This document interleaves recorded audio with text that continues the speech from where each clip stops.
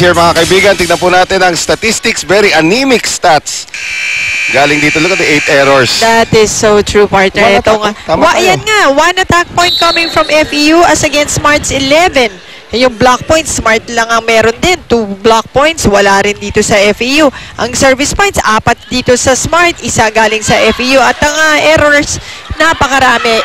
8 errors from FEU and 3 lamang coming from Smart. Makita mo naman dito, FEU trying to start this third set with a lot of energy, but Charo Soriano is called for overreaching. Yun naman ang dala ni Giselle C. Again, dahil matagal-tagal na rin itong naglalaro, alam niya na makukuha niya yung call na yan. And FEU scoring the first point here. Sabi dito ni Sander Coloso sa ating Twitter, yung lowest point scored by a team in the UAAP. Correct siya dun. 6 points din para sa UP. I believe Ateneo scored 8 points last season. Yun yata yung lowest ng Ateneo. I don't know if they ever scored 6 points. Pero in the Shakey's V-League, for sure, record na yung ginawa ng FEU kanina na 25-5. Ang kanilang Yan naman ang record na feeling ko sana naman hindi na ma-break. Tignan natin. Akala ko yung 6 na UP. Ayoko nang ma-break. Akala ko yung 6 na UP. Wala na makakatalo nito. But again, this is a very young team. Ito ko pa na. Look at the energy shown by FEU here to start the third set. That's right. Yan tuloy. Nagbanggaan si Charo at saka si Ruby. And now Giselle C. Ruby bumawi. Hala, kanya-kanyang adlib. At yan, nakuha naman ni Sue Roses. Tawanan tuloy sila lahat. Kanya-kanya kayong adlibs. Sige, sabi ni Coach Roger, tigilan nyo na. Para silang mga trompo dun sa loob. Bungguan ng bungguan Okay yun If it's one family pizza, it's gotta be Shakey's. Nabalik yung serve. So far, ito si Banatikla, 11 points na. Si Sue with 6 points. Palma with 7. And si Malabanan with 3. Nerio, dug up there by Soltones. Banatikla, dug up there by Tony Basas, who's playing for the first time. Basas gives it up. Here's De Leon running attack. Oh, ganda naman ng blanca doon ni Palma. Ito ngayon si Maru, changing direction. Once again, Maru Banatikla, varying it up.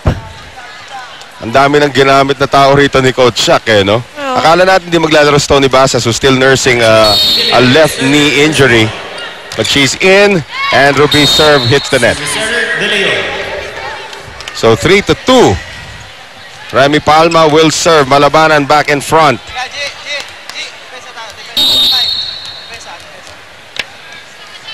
So Palma ngayon.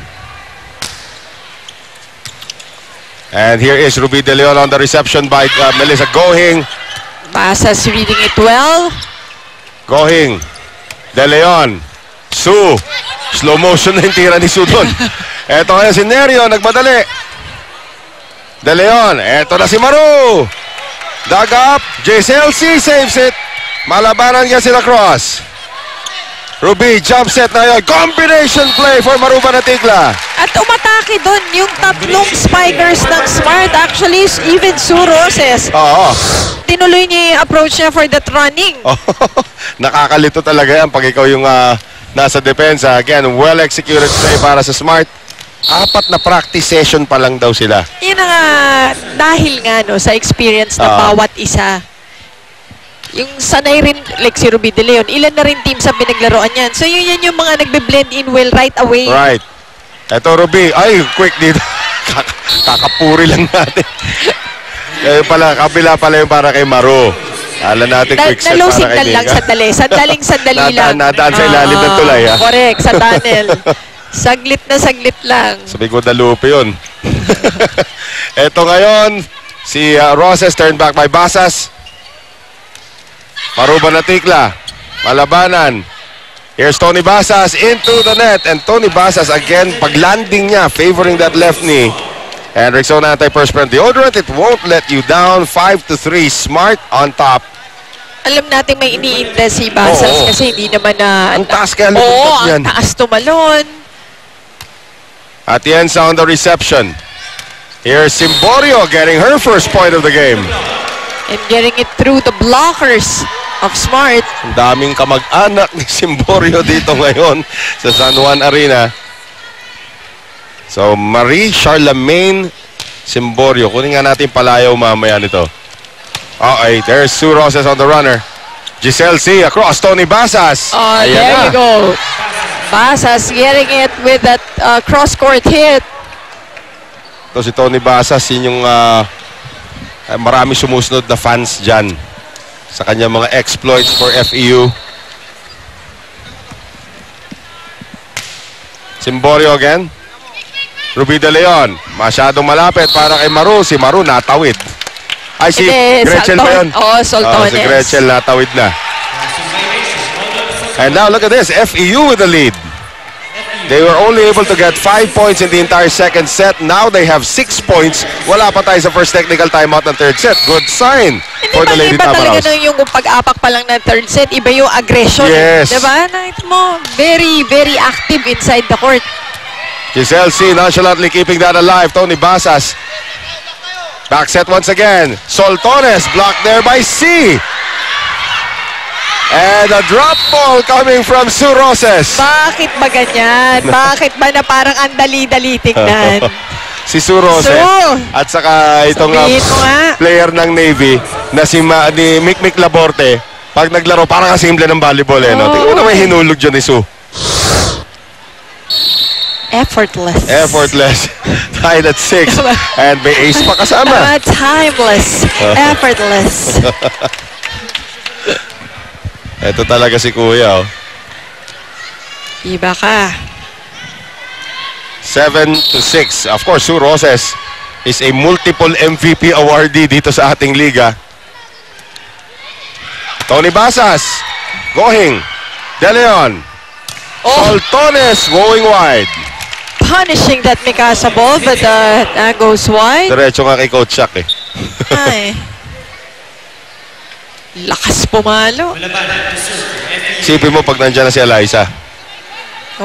Tatlo opener nila doon bigla. Malabanan. Oh, nice short step. Nice short serve. Yeah. Oh, but look at Ruby De Leon. What was that?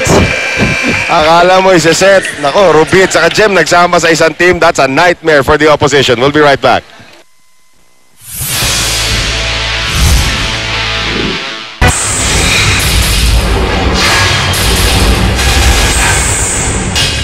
Once again mga kaibigan, yan po ang ating score. 8-7, Smart up by 1 here in set number 3. Bato natin ngayon kay Andre Mulya. Thanks, Noel. Coach Shaq was very disappointed with how his team lost in the first 2 sets. And sabi nga niya, kahit malakas ang kalaban, hindi basta-basta silang dapat nagpapatalo ng ganon. And sabi rin niya sa Lady Tamaraws, kitang-kita sa galaw nila ang takot na ayaw nilang mag-usap sa loob ng court at ayaw nilang gumalaw. He also challenged everyone at sinabing sayang ang pagod nila sa ensayo kung magpapatalo lang sila ng walang laban. Kaya kailangan nila maging matigas sa depensa para makasabay sa galaw ng kalaban. Noel and Mozzie? Well, actually, nakausap ko kanina si Coach Bert Flores ng FEU Basketball Team Daman, who's also here in attendance. Actually, nakaupo pa nga sa bench si Coach Bert Flores na inaaral niya. Sobrang bata pa talaga nitong mga ng team na ito. And they're really here to gain the experience. Yes, I would think that's this, ako rin, yun yung mindset nitong mga coaches natin. Pero, tama rin yung sinabi ni Coach Shaq. Pwede ka naman matalo, pero yung talo na lumalaban ka, wag naman yung talo na yung gano'n parang hindi nga lumaban at all. Well, 9-8, Smart up by 1. Here's Tony Basas to put it in play. O, pati yung mobility ni Basas parang questionable pati sa serve niya, no? Charo, turned back there by Palma. Ruby sending it long. They go to Nerio, off the block. And Gohing gets there. Soltones, simple rin. Credit half that point to Gohing. Napakabilis niyang napuntahan yung second ball na yun. That's why they were able to make that play. Alam mo ito si Gohing, Melissa Gohing, aplikante natin dito sa court side. Oo. Biglang rumakit. Kaya nga eh. Kaya nga eh. Axel is the official outfitter of the Shakey's V-League. Ibig sabihin mo... Pero ako, gusto ko muna siyang makitang naka-blue. Maiba lang, ha? Maiba lang. Nakakip pa niya yung attacking yon. Here's Maruba Natikla. Agno is back in at libero and easy put away there from Remy Palma. Yan yung 1-2-3 na dadaanan. Agno C. Palma. Ang bilis niyan. And if Tony Basas is 100%, isa pa yan. Tony Basas, magiging simple din yung buhay. Oo. Ang ganda naman ng service. Here is Maru once again. Off the block. Agno keeping it alive. This time they go to Nerio. Punches it across with the left hand. Here is De Leon. para kay Maru. Not enough juice. Nanghina. Wanted to go off speed pero malayo. Dikitan tong ating third set. We're tied at 10. Yes, Pero and marami na ring error ng Smart. And this is what we want to see from FEU. And si Coach Shaq, yun nga sa report ni Ann, sinabi, yung laban naman. Kaya-kaya naman pala. Di ba? Oo. Eto Nerio trying to give them the lead. Suroses. Maru. Ang ganda naman ng abang ni Remy Palma. They knew that Maru was going for an angle. Remy Palma just too ready for that block. So 11 to 10. Let's take a look at it one more time. Our Rexona slow-mo brought to us by Rexona Anti-Perspirant Deodorant. It won't let you down. Ito mo naman yung puro braso. Nandun. Jump ball. They reset the jump ball. Possession arrow. Wala pa kasing pito. Excited lang, sandali lang. Possession arrow to FEU tayo. Uy, kakatapos lang ng FIBA Asia Championship. Ay, grabe. Parang hindi ata kita nakita doon, Mosi. Alam mo kami, doon kami sa taas para kasama yung masasaya. Hindi man doon. Doon kami sa SRO para ganun. masaya. Kasama yung mga ultras. Yes. Yan. As Maru Panatikla, tayo sit up once again at 11. Alam mo, saya doon, mas lalo pag sisimula yung wave. Ayan. Yung wave kasama so, sa wave. Kami dyan. So, congratulations. Pupunta